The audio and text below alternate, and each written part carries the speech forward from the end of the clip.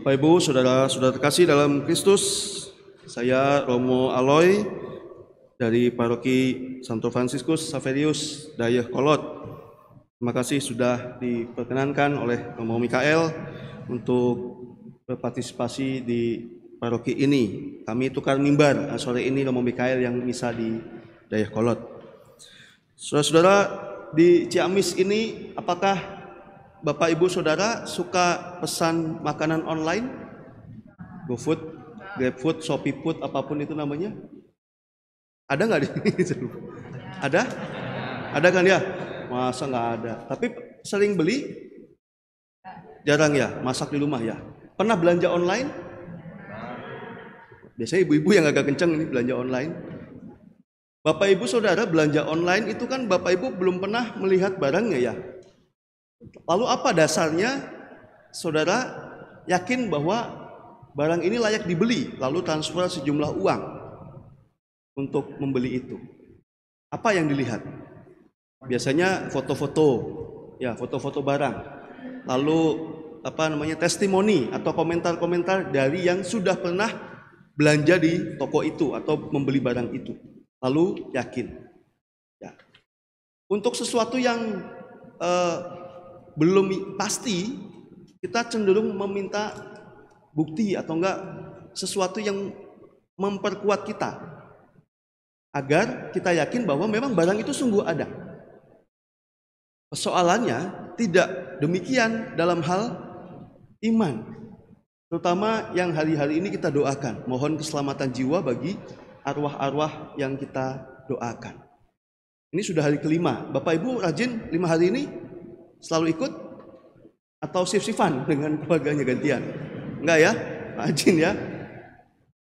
Nah, apa yang mendorong Bapak Ibu Saudara untuk tetap setia mendoakan mereka yang sudah dipanggil Tuhan?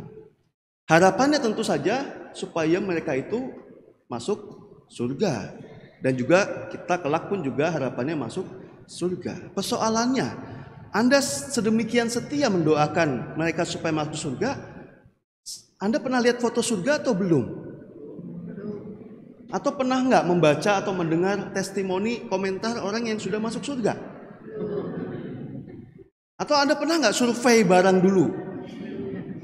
Ya kalau survei ya silahkan berangkat duluan.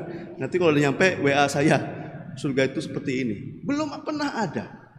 Lalu dari mana Anda termasuk saya punya iman keyakinan sedemikian kuat bahwa memang surga itu layak untuk kita harapkan? Ini luar biasa. Tadi begitu ada umat yang tahu saya kesini, udah ada yang pesan, Romo nanti tolong fotoin altarnya. Kenapa emang ya? Itu Ciamis lagi temanya altar 1000 lilin. Wah, saya malah belum tahu. Ternyata betul ya. Artinya memang dipersiapkan sungguh-sungguh untuk doa misa arwah ini. Kenapa? Kita segitu yakinnya akan hidup setelah mati, akan kebahagiaan kekal. Kalau untuk yang online kecil saja, kita sayang untuk mengeluarkan duit takutnya ditipu, ini hal besar. Bagaimana kalau ternyata nanti kita meninggal tidak ada apa-apa? Misalnya kita ditanya, ngapain sih berbuat baik, ngapain sih doain mereka yang meninggal, emang yakin surga itu ada? Kalau nanti surga nggak ada gimana? Kira-kira kita mau jawab apa? Paling tidak minimal ya, di luar iman, minimal lebih baik kalau saya melakukan apa yang terbaik yang bisa saya lakukan selama di dunia ini, tapi kalau ternyata memang betul surga itu tidak ada, saya tidak rugi. Saya tidak rugi, tetapi menjadi kerugian sangat besar bagi saya ketika saya tidak melakukan apa yang mestinya saya lakukan di dunia ini, ternyata surga itu memang ada. Saya akan merasa rugi bandar.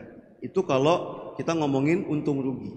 Tapi dalam hal iman kita akan kebangkitan, akan kehidupan kekal, itu bukan dari iklan, bukan dari promosi, tidak. Yesus itu bukan bintang iklan. Bukan bintang iklan.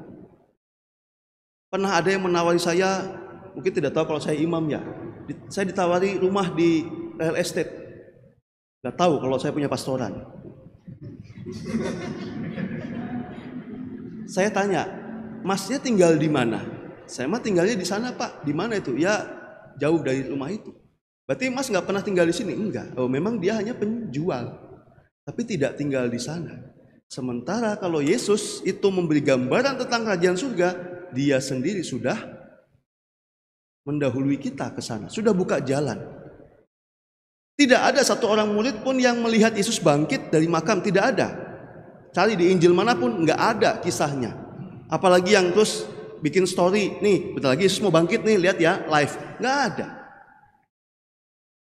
Nggak ada yang foto bahwa Yesus tadinya mati lalu bangkit, tidak ada. Tetapi pengalaman kita akan Yesus yang bangkit didasarkan pada pengalaman para murid akan Yesus yang hidup. Mereka tidak melihat Yesus bangkitnya itu dari merem ke melek, itu nggak lihat. Tetapi mereka mengalami Yesus yang hidup. Dan kalau Anda amati dalam Injil, Yesus tidak pernah memberi penjelasan secara ilmiah tentang apa itu kerajaan surga. Tidak pernah. Dia hanya menjelaskan kerajaan surga seumpama. Dan perumpamaan tentang kerajaan surga yang paling saya sukai adalah perjamuan kawin. Karena isinya makan dan minum. Bukankah kerajaan surga itu menyenangkan? Dia memang menyenangkan. Makan dan minum, pesta menyenangkan. Artinya hal apapun yang bisa kita bayangkan membahagiakan di bumi, di surga jauh lebih bahagia. Kalau anak-anak hobinya mabar, main game online, saya yakin di surga itu game online kuota nggak terbatas. Ya, main sampai baterai habis pun bisa di sana ya. Karena memang tidak ada definisi surga kayak apa, tidak ada. Tapi gambaran tentang surga, Yesus sering memberikan itu. Bapak Ibu Saudara ingat ketika para Yohanes dan Yakobus dalam teks sebuah Injil minta, "Guru, nanti kalau engkau sudah mulia, saya duduk dong di sebelah kanan dan kiri." Bapak Ibu ingat ya? Mereka mengira kerajaan surga itu didapat karena kemudahan. Mirip dengan kisah Injil hari ini, tapi ini sisi negatifnya. Orang ini khawatir, nanti saya kalau udah dipecat, gimana nasib saya? Kita mungkin juga mulai khawatir, setelah saya meninggal, saya kemana ya? Ada yang sudah mulai memikirkan itu? Kalau yang sudah memikirkan itu, biasanya usianya sudah banyak biasanya ya. Ini belum ya? Belum mikirin kan? Belum, ini mah masih hari-hari, masih ngerjain PR, masih main, belum mikirin. Biasanya kalau udah mulai asam urat tinggi, kolesterol tinggi, ya udah itu, baru mulai mikir, aduh nih kayaknya nggak lama lagi nih, badan udah lemah begini, baru berpikir nanti kemana ya? Ada yang sudah tahu kita nanti akan mati kapan dan di mana? Bapak Ibu sudah ada yang tahu belum? Sudah punya daftarnya belum? Dulu waktu diumumin nggak datang ya. Siapa yang sudah tahu di antara kita siapa bagaimana cara kita meninggal, kapan dan di mana? Atau siapa duluan? Ini yang paling muda saya kira misioner ya, SMA ya. Ada yang lebih muda dari mereka? Sini ada yang SMP? SMP atau SMA? SMP ya? SMP. Mohon maaf, yang paling senior di antara kita siapa? Kira-kira aja, kira-kira. Yang udah 60 ke atas ada? Nggak ada? 50-an? Ah, udah mulai malu. Sudah mulai malu. Apakah yang sudah 50 tahun itu meninggalnya lebih dulu daripada misioner? Dibanding adik-adik ini? Nggak ada yang tahu siapa yang duluan. Apakah nanti kita meninggalnya dalam keadaan sakit? Apakah kecelakaan? Atau dimakan buaya? Atau apa? Kan kita nggak ada yang tahu. Maka kalau kita tidak mengetahui hal itu, ngapain kita pusing soal itu? Lebih baik kita pusing soal, bukan pusing ya, lebih baik kita memikirkan apa yang pasti yang masih bisa kita perbuat hari ini. Kalau bendahara yang tidak jujur ini khawatir, kenapa? Karena waktu hidup dia berbuat curang. Maka dia khawatir, nanti kalau dipecat, saya mau apa? Maka dia memikirkan kelicikan yang lain. Kelicikan yang satu berakibat kelicikan yang lain. Kalau kita orang beriman, kita tidak pernah tahu kapan kita dipanggil, bagaimana cara kita dipanggil, tapi kita tahu bagaimana cara kita hidup. Kita tidak tahu bagaimana cara kita mati, tapi kita bisa memilih bagaimana cara kita akan hidup. Maka dari itu saudara-saudara, urusan setelah kematian, seperti Yesus katakan kepada Yohanes dan Yakobus, itu urusan Bapakku. Urusan kamu memikul salib, minum cawan penderitaan, ikuti aku. Selama kita hidup, lakukanlah apa yang memang perlu dan sebaiknya kita lakukan. Setelah kita mati, itu sungguh kita menggantungkan pada kerahiman ilahi. Termasuk juga kepada mereka yang kita doakan. Kita sudah tidak bisa memberikan apapun yang terbaik bagi mereka kecuali doa-doa kita. Ada yang dulu hobinya ngerokok, terus kita kasih rokok ke makamnya, nanti yang ambil petugas makamnya kan, bukan merekanya. Justru kalau kasih rokoknya habis kan kita takut ya, siapa yang ngisep ini? Atau hobinya makan apa, kita bawa makanan kesukaannya ke makam, tidak akan dimakan.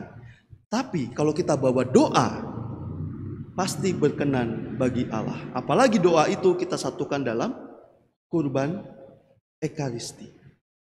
Maka saudara-saudara terkasih, kita juga tidak tahu apakah mereka sudah bahagia di surga atau belum. Kita tidak tahu, tapi apa yang masih bisa kita lakukan untuk mereka, kita sekarang sedang berikan, yaitu yang terbaik. Maka sekali lagi, jangan khawatir akan apa yang memang kita tidak tahu, tapi mari kita lebih fokus pada apa yang masih bisa kita upayakan. Ketika orang sudah tidak ada, orang tua saya baru sebulan lalu tidak ada, di peti mati saya hanya bisa memeluk tanpa bisa dibalas. Maka selagi keluarga, orang-orang yang kita sayangi masih hidup, masih hangat, biar mereka tahu saya menyayangi Anda. Karena kalau sudah tidak ada, saya bisa menyayangi Anda, tapi dia tidak bisa membalas lagi. Kopi hangat itu lama-lama akan dingin. Jangan salahin kopinya dingin. Tapi ketika dia hangat, suruh siapa tidak diminum.